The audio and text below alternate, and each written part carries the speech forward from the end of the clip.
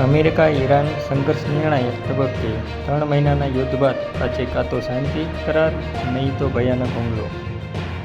America Iran અને આ વિવાદમાં મધ્યસ્થની ભૂમિકા ભજવી રહેલા પાકિસ્તાન તરફથી શનિવારે સત્તાવાર નિવેદન આવ્યું છે કે લગભગ 3 મહિનાથી ચાલી રહેલા ભીષણ યુદ્ધને સમાપ્ત કરવા માટે વાતચીતમાં મોટી સફળતા મળી છે.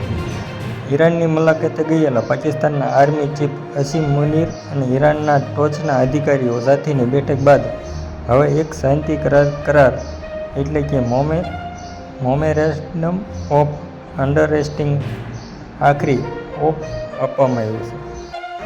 સૂત્રો મુજબ આ પ્રસ્તાવિત કરાર મુખ્ય 3 તબક્કામાં લાગુ થશે. પ્રથમ, ઔપચારિક રીતે યુદ્ધનો અંત લાવવો.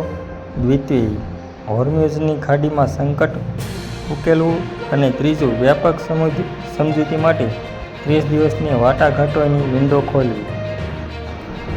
અંતે ઉલ્લેખનીય છે કે ડોનાલ્ડ ટ્રમ્પે રવિવારે આ ડ્રાફ્ટ પર અંતિમ નિર્ણય લેવાની વાત કરી છે. એક ઇન્ટરવ્યૂમાં તેમણે આક્રમક વલણ અપનાવતા કહ્યું કે કાં તો અમે એક સારો કરાર કરીશું અથવા હું તેમને નરકમાં ધકેલી દઈશ.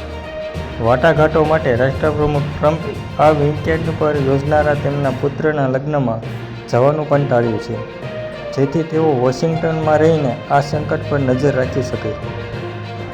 ભારતની મુલાકાતે આવેલા અમેરિકાના વિદેશ મંત્રી માર્કો રૂબિયોએ નવી દિલ્હીથી પત્રકારોને જણાવ્યું કે વાતચીતમાં પ્રગતિ થઈ છે અને આગામી 1-2 દિવસમાં કોઈ મોટી જાહેરાતની શક્યતા છે. જોકે તેમણે અમેરિકાની શરતો પર પુનરાવર્તિત કરી હતી. જો તમે અમારી ચેનલમાં નવા છો તો ચેનલને સબસ્ક્રાઈબ અને લાઇક કરવાનું ભૂલતા નહીં.